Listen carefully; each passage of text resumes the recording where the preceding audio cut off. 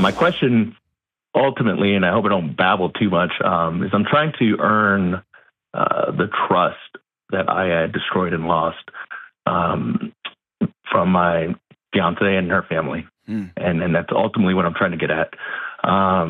What happened? And, well, it's like take a seat. So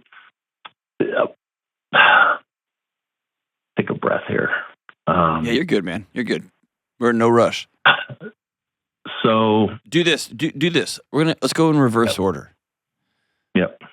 Tell me what happened, or I'll be more direct. Tell me what you did, and then let's work back to how we got there, not the other way around. Okay. So I made two significant lies. The first was lying about my job. I got fired, and for 5 months after being fired, I lied to her family, my friends, pretty much everyone around me, never confessing that I got fired. So I both lied by omission and commission. Why'd you get fired? Second one was, why'd you get fired? Yeah, so let me give you, I guess, a little background here. I worked as a strength and conditioning coach for a pro team here, and I was doing that since last year.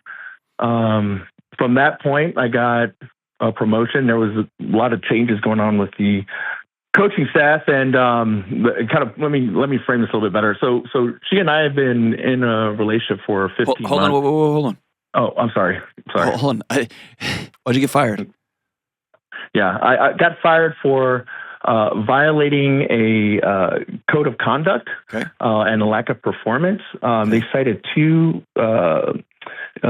situations. One in which I was a no-show, no call, no-show last year, and I got fined 10 grand for that.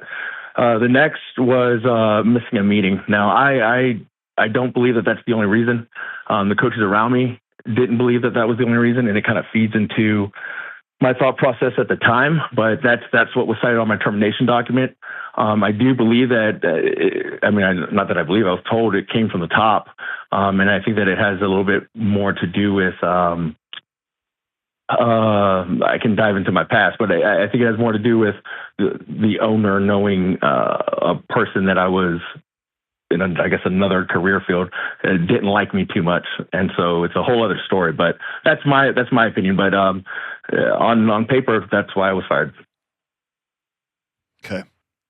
So there's like, here's what I'm trying to do. I'm trying to build towards, because you're a ball of energy, right?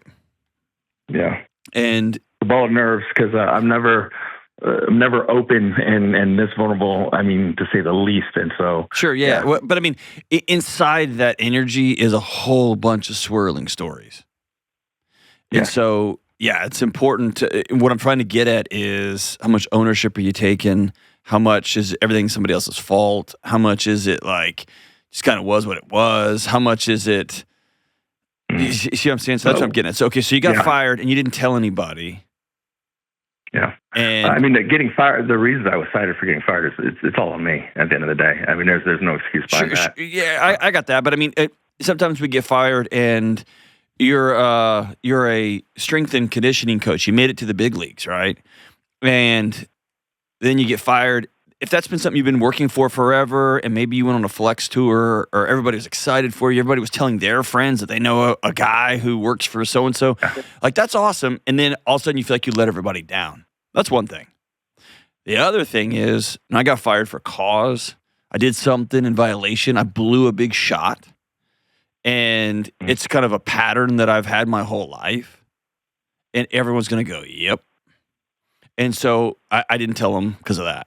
And then not telling him turned into stretching the truth, turns into everybody thinks I still work there. And now I'm coming up with reasons why I'm not on the sidelines or I'm not in practice or whatever.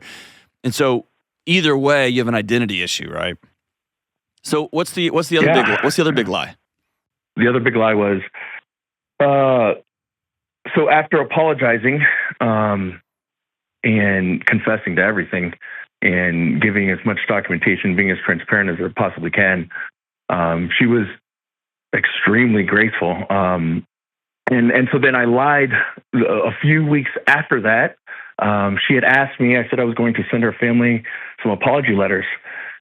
And she had asked me if I had sent those letters to her family. And I just freaked out and I said I did when I didn't. And then what happened? Nothing happened. So after the first lie, she was so gracious and understanding and trying to work and giving at least a door of communication. After that second lie, nothing happened.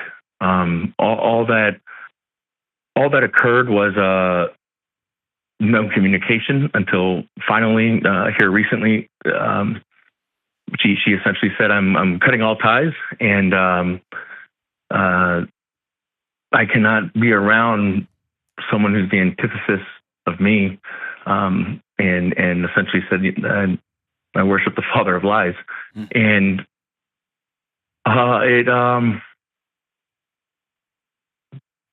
she's not wrong. She's not wrong. So why are you so terrified of being seen? Well, I started going to after the first lie. I started going up there. No. Forget all that. Forget all that. Forget all that. Yep. Forget all that.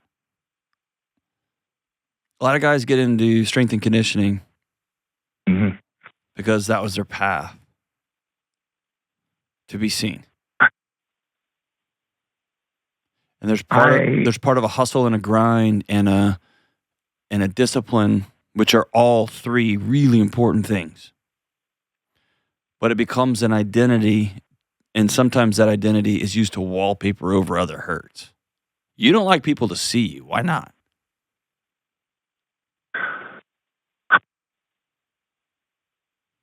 So, because I end up hurting people, I end up failing people, and then I get caught in this spiral of I'm going to say it's pride and selfishness, because then I think that I start going into more of like an ego side. Well, hold on. Who have you hurt and failed? You've got this girlfriend of a year, okay? How old are you, man? I'm 35. Okay, so you got this girlfriend of a year, and I don't want to minimize it, but you've got a girlfriend of a year, and you're right, you blew it. You lied to her on too big. You lied to her about a big thing, but then almost worse, you lied to her about a little thing. And I get like her stepping back and be like, "Oh, that's who this dude is." Not he got fired from a big opportunity and it was a huge thing and he was ashamed, and I'll walk with him through that. I get that. Then it was something little and dumb. Like that was so clearly I can just make one phone call and find out. Yeah. And he rode that to the bottom of the ocean. Like, oh, that's just who this dude is. So I get that. But who have you failed and let down for so long? That, because here's the thing, when you lie like that, there's this belief that everyone around me is stupider than me. I can get away with this. I know more than. And that comes from somewhere. Give me another example of someone you let down and failed. Back when I was serving in the military, I was honorably discharged, and I felt like I failed. I mean, everybody. Why are you discharged? So I was part of a undercover operation for a group called OSI. And I worked with them for 2 years, and we were able to get a lot of convictions for sexual assault. And there was a lot of, and I know there's going to be a common denominator here, but essentially I was discharged for breaking the rules as far as going over the fence or getting the merit. So this was at the Air Force Academy, and it was national news at one point. And so it took me years to get investigations done to actually bring out the truth. And the truth was, I was telling the truth the entire time. I was telling the truth. But as a result of all the drama, Close friends of mine, for example, we didn't want to be seen in public because I was the guy that was kind of marred. And if you were still active duty, you kind of want to keep a bit of a distance. It was a shock to my family and even myself because I didn't necessarily see it coming. And it took so long to try to prove my name again that from the time of being discharged to the time of being able to say, hey, look, I was telling the truth. We're talking, 5 or 6 years. And by then, a lot of people distanced themselves from me. So hold on, you were part of a team that was investigating military sexual assault, and as you brought people to justice, they threw you under the bus as the bad guy, and they blamed you for like inappropriate investigation tactics and things, and then you ended up somehow having to clear your name. Is that right? That's pretty dang close, yeah. So I was the fall guy. Okay. As a group of military folks tried to save their own reputation, saying we don't have a sexual assault problem here. That's exactly right. Okay. And by the time you're cleared, your name's mud, and we're moving on.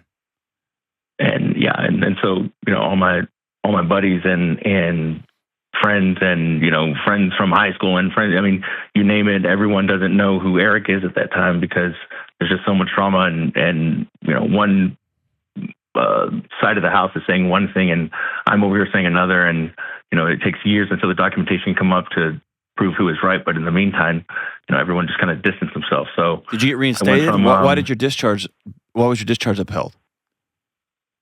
Right. So I never did get reinstated. It's actually ironic because to this day, I'm still trying to completely clear my name despite being honorably discharged. I have a rating that is similar to those who are convicted of sexual assault. So it's basically a double slap in the face where I have an honorable discharge, but if I tried to go into any other service in any other capacity, I can't because of what is written on that documentation. So it literally takes either the chief of staff, the president, or your secretary of the Air Force to actually reverse it. And it's been, I would say, a decades-long fight to even get to that point. And yeah, so it's. I was supposed to be a pilot originally. I was supposed to be flying, and to this day, if there's ever an avenue to try to be heard, I still think about that and clear my name. Sure. So it seems that, and you and I could probably go back even further, there's a pattern of clouds and shadows following you. Is that fair? It's super fair. I was, I know I was honest and told the truth. I was even polygraphed, and it was something that I was telling the truth back then. And I lost my career, and we helped a lot of good people. We had 3 convictions of sexual assault. We helped over 51 different victims, and it was a lot of good. But I lost everything. I lost my name. I lost my career. And when this happened, I freaked out. She was the next best thing to me, and I didn't want to go back to that place again. And so I was ashamed. I was completely ashamed. And there were other factors too. And I would say just a lot of lies that were floating in my head. I also didn't, she has a story, she has a past, and she's grown from it. And I didn't want to look or resemble anything close to that past. I wanted to be a future of stability, where she feels safe and she feels supported. And I became the very thing that I hated. And and that's what I want to double click on. Yeah. Because I became a liar. I became a manipulator. I became a liar. I became a man of fear. I became a coward. But it's because it's one of two things, and we won't get to the bottom of it here. But I want to just leave you with it. It's one of two things. You know that deep down in your guts, there is a shadow part of you. and you're real smart and you're real fast on your feet and you can talk your way and you'll play the long game and you'll ride a story to the bottom of the Pacific Ocean until either people give up or they just cross their eyes or they go, whatever, it's fine, or somebody's not able to prove something. It's either that or you just got knocked out. Go to Walgreens today and get a 79-cent pack of note cards and write out your schedule for today and do that. Wake up tomorrow morning and write out your schedule for that day and do that. Write one act of service, whether that's writing a note to somebody, whether that's calling your mom, whether that's finding a friend and buying them a coffee, whether that is paying for somebody's food in a drive-thru. Your eyes are so firmly planted in your belly button that you just stay in a loop. You're just in a spiral. And you got to do things to get your eyes up. So let's start there. Telling the truth to ourselves. I want you to take a pause on this, trying to get this relationship back. It may be long gone, brother. Maybe not, but probably. It can't be a reason for getting up every day, trying to prove yourself. And there's going to be a part of this healing that is you getting with other men and telling the truth. Here's what happened to me when I was a little kid. Here is what I wanted to do today. Here's the lies that I told. Here's the ways I got screwed by the military, but here's the way also I kind of fudged things too. Get the truth out of your body and into the world and exhale. Let people fully see you. And what you're going to find is most people most of the time are like, man, yeah, me too. And there's such freedom in that, you can't even imagine what it's like to sleep without any secrets. But all that starts with you trusting yourself to do the next right thing.